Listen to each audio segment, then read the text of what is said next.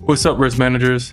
My name is Nasdaq Anonymous, and I'm addicted to the NQ. And boy, is she one hell of a drug. And welcome to tonight's NA meeting, where we'll discuss the economic data for the week, analyze today's session, and from that, build a winning game plan for tomorrow's price action. And if you haven't done so already, you can show your support by subscribing to the channel. And with that said, let's jump into the charts now. This is the block of price action that we traded during today's stream.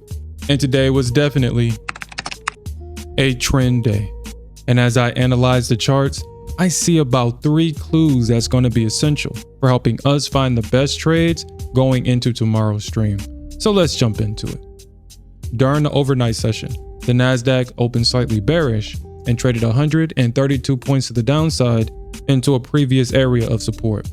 However, once the bears failed to rotate price lower, the bulls stepped in and price rallied 274 points to the upside going into the close of the session.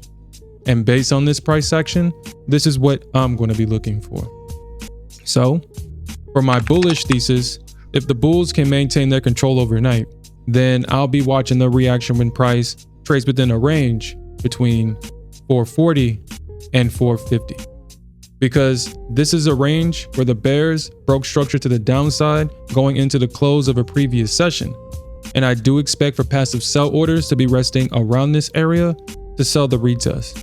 But if they fail to regain control, then I'll be watching the reaction when price trades within a range between 515 and 535.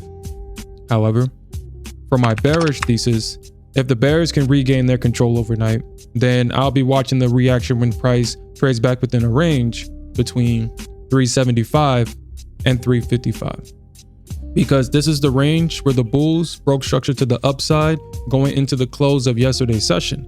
And I do expect for passive buy orders to be resting around this area to buy the retest. But if they fail to regain control, then I'll be watching the reaction when price trades within a range between 215 and 195. Now, for those that found themselves on the wrong side of the market today, I know personally how discouraging that can make you feel. But remember, every trader has faced this same challenge, but what separates profitable traders is their ability to use these moments to refine their strategies and to keep moving forward. But I'll be monitoring both markets overnight to identify the best trades as we go into tomorrow's stream. And in summary, the Nasdaq started out the session with a strong bearish move to the downside. The Nasdaq bears failed to hold the pullback and got squeezed out of their short positions. And finally, the Nasdaq is retesting all-time highs.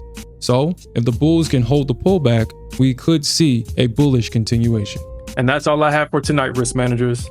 And you can watch us trade these concepts live by clicking this video. We'll see you there.